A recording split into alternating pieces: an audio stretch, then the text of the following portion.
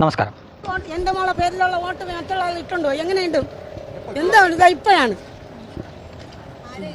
ആരിട്ടെന്ന് സാറന്മാർ പറയുന്നത് മുഖം മൂടി ഇട്ട സ്ത്രീകൾ വന്നിട്ട് ഇട്ടുണ്ടോ? അത് പ്രായം നോക്കണ്ട അവർ.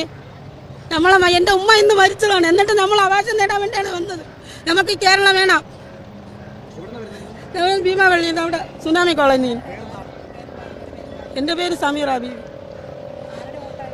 എൻ്റെ മോള് ഖദീജ ബീവിയുടെ വോട്ടാണ്.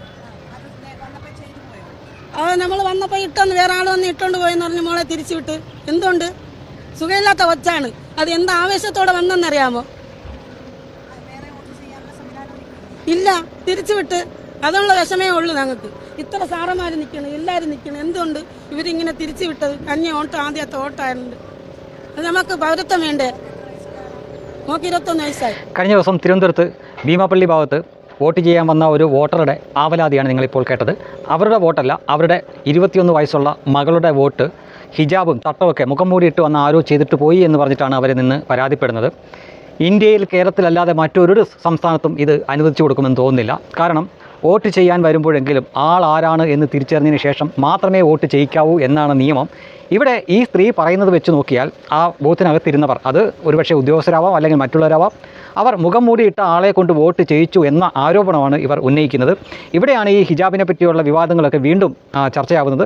ഇത്തരം അവസരത്തിൽ ആളെ തിരിച്ചറിയാൻ വേണ്ടിയിട്ട് മുഖം മൂടിയിട്ടുണ്ടെങ്കിൽ അത് മാറ്റി കൊടുക്കേണ്ടതല്ലേ? അതിന് ഈ മത നേതൃത്വം തന്നെയല്ലേ ശരിക്കും പറഞ്ഞു കഴിഞ്ഞാൽ അങ്ങനെ ഒരു ആഹ്വാനം ചെയ്യേണ്ടത്? അവർ വീട്ടിൽ ജീവിക്കുമ്പോഴോ പുറത്ത് കിടക്കുമ്പോഴൊക്കെ ആയിക്കോളൂ. പക്ഷേ വോട്ട് ചെയ്യാൻ വരുമ്പോൾ കൃത്യമായിട്ടും ആരാണ് എന്ന് അവിടെ ഇരിക്കുന്നവർ തിരിച്ചറിയണ്ടേ? അല്ലെങ്കിൽ ഇതുപോലുള്ള സംഗതികളൊക്കെ പറ്റും. ഇനി അടുത്ത തെരഞ്ഞെടുപ്പ് മുതൽ ഈ സംഘികളോ അല്ലെങ്കിൽ കൊങ്ങികളോ കമ്മികളോ ഒക്കെ വിചാരിക്കുന്നു ഇതുപോലെ തങ്ങൾക്ക് കിട്ടില്ല എന്ന് ഉറപ്പുള്ളവരുടെ വോട്ട് മുഖം മൂടി ഇട്ടുകൊണ്ട് പോയിട്ട് അവരുടെ പേരും പറഞ്ഞ് വോട്ട് ചെയ്തിട്ട് പോവാം എന്ന് വിചാരിച്ചാൽ നമ്മുടെ രാജ്യം എവിടെ ചെന്ന് നിൽക്കുമെന്ന് ആലോചിക്കുക. അതിന് ഉദ്യോഗസ്ഥർ കൂട്ടു നിൽക്കുന്നു എന്ന് വേണോ നമ്മൾ കണക്കാക്കാൻ? എന്തുകൊണ്ട് വോട്ട് ചെയ്യാൻ വന്ന സ്ത്രീയുടെ മുഖം അവർ നോക്കി ബോധ്യപ്പെട്ടില്ല? അല്ലെങ്കിൽ മുഖം മൂടിയിട്ട് വന്ന ഒരാളെ കൊണ്ട് വോട്ട് ചെയ്യിച്ച് വിട്ടത് എന്തിന്?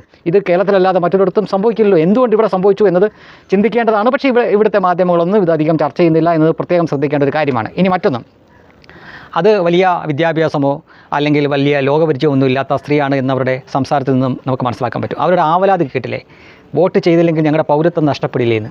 ഇവിടെയാണ് ശരിക്കും രാഷ്ട്രീയ ഭേദമന്യേ എല്ലാവരും ചിന്തിക്കേണ്ട ഒരു കാര്യം. ഈ പാവപ്പെട്ട മുസ്ലിങ്ങളെ എന്തൊക്കെ പറഞ്ഞിട്ടാണ് ഇവിടെയുള്ള വൃത്തികെട്ട രാഷ്ട്രീയക്കാർ പേടിപ്പിച്ചു വെച്ചിരിക്കുന്നത്? ബി ജെ പി സർക്കാർ ഇവരുടെ പൗരത്വം എടുത്ത് കളയുമെന്നൊക്കെ പറഞ്ഞാണ് പാവങ്ങളെ പേടിപ്പിച്ചു വെച്ചിരിക്കുന്നത്. അതായത് വോട്ട് ചെയ്തില്ലെങ്കിൽ പോലും നിങ്ങളുടെ പൗരത്വം നഷ്ടപ്പെടും എന്നാണ് അവരെ പറഞ്ഞ് പേടിപ്പിച്ചു വെച്ചിരിക്കുന്നത്. അതിനാൽ പ്രായപൂർത്തി ആയപ്പോൾ തന്നെ കന്നി വോട്ട് ചെയ്യിക്കാൻ വേണ്ടിയിട്ട് മോളെ പറഞ്ഞു വിട്ടിരിക്കുകയാണ്. മാത്രമല്ല അവർ പറയുന്നുണ്ട് അവരുടെ ഉമ്മ മരിച്ച ദിവസമായിട്ട് പോലും അവർ വന്നത് ഈ ഭയം കൊണ്ടാണ്. വോട്ട് ചെയ്തില്ലെങ്കിൽ ഞങ്ങളുടെ പൗരത്വം പോകുമെന്ന പേടി കൊണ്ടാണ് അവർ വന്ന് വോട്ട് ചെയ്തിരിക്കുന്നത്. അപ്പോൾ ഇവിടെയുള്ള വിദ്യാഭ്യാസമില്ലാത്ത, വലിയ കാര്യവിവരമൊന്നും ഇല്ലാത്ത ഈ ഇത്തരം പാവപ്പെട്ട മുസ്ലിങ്ങളെ ഇവർ ഈ BJP നരേന്ദ്രമോദിയൊക്കെ കാണിച്ച് ഭയപ്പെടുത്തി വെച്ചിരിക്കുകയാണ്. അങ്ങനെ ഭയപ്പെടുത്തിയും മറ്റുമൊക്കെയാണ് അവരുടെ വോട്ട് തട്ടിക്കൊണ്ടിരിക്കുന്നത്. ഈ സത്യം യഥാർത്ഥത്തിൽ ഇത് ഇങ്ങനെയല്ല എന്ന് പറഞ്ഞു ഈ ഒരു സംഭവം മുൻനിർത്തി നമ്മുടെ ഇവിടുത്തെ സകലമാന മാധ്യമങ്ങളും ചർച്ച ചെയ്യേണ്ടതാണ്. പക്ഷേ ചെയ്യില്ല. അവരുടെ ആവശ്യം അവരുടെ ആ സംശയങ്ങൾ അങ്ങനെ തന്നെ നിലനിർത്താൻ വേണ്ടിയിട്ടാണ്. ഇവിടെ സാമുദായികമായിട്ട് അല്ലെങ്കിൽ മതാടിസ്ഥാനത്തിലുള്ള വൈര്യം അല്ലെങ്കിൽ ഈ സ്പർദ്ധ ഉണ്ടാക്കുന്ന പ്രധാനപ്പെട്ട കാരണങ്ങൾ ഇവിടുത്തെ രാഷ്ട്രീയ പ്രസ്ഥാനങ്ങൾ മാത്രമല്ല, ഇവിടുത്തെ വൃത്തികെട്ട കൂതറ മാധ്യമങ്ങൾ കൂടിയാണ് എന്ന കാര്യത്തിൽ ഒരു തർക്കവുമില്ല. അല്ലെങ്കിൽ അവരൊക്കെ വിചാരിച്ചാൽ ഈ പ്രശ്നമൊക്കെ വളരെ നിസ്സാരമായിട്ട് പരിഹരിക്കാവുന്നതേ ഉള്ളൂ. അവർക്ക് എല്ലാ ചാനലിലും ചർച്ചയൊക്കെ വെച്ചിട്ട് വോട്ട് ചെയ്തില്ല എങ്കിൽ നിങ്ങളുടെ പൗരത്വം ഒന്നും പോവില്ല, അല്ലെങ്കിൽ ചെയ്യാൻ പറ്റാത്ത ഏതെങ്കിലും സാങ്കേതിക കാരണത്താൽ വന്നാലും നിങ്ങൾ ഇവിടുത്തെ പൗരന്മാരല്ലാതാവില്ല എന്നൊക്കെ പറഞ്ഞ് ഇവരുടെ ഭയമൊക്കെ മാറ്റി കൊടുക്കേണ്ടവർ പോലും അവരെ ഭയപ്പെടുത്തി നിർത്തിയിരിക്കുകയാണ്. അവർ പറയുന്നുണ്ട് കേരളം ഞങ്ങൾക്ക് വേണ്ടേ, കേരളം ഞങ്ങൾക്ക് വേണ്ട. യഥാർത്ഥത്തിൽ അവർ ഉദ്ദേശിച്ചത് അതൊന്നുമല്ല. ഞങ്ങൾക്ക് ഇവിടെ ജീവിക്കണം എന്ന തരത്തിലായിരിക്കാം അവർ ഉദ്ദേശിച്ചത്. അവരുടെ അറിവില്ലായ്മ കൊണ്ട് അങ്ങനെ വന്നതായിരിക്കാം. ഇതൊക്കെ വെച്ചുകൊണ്ട് ഇവരെ ചീത്ത വിളിക്കുന്ന ഒരുപാട് ആളുകളെ നമുക്ക് സോഷ്യൽ മീഡിയയിൽ കാണാം. പക്ഷേ നിങ്ങൾ അതൊക്കെ മാറ്റി വെച്ചിട്ട് എന്തുകൊണ്ട് ഇവർക്ക് ഇങ്ങനെ സംസാരിക്കേണ്ടി വന്നു അതിനെപ്പറ്റിയാണ് ചിന്തിക്കേണ്ടത്.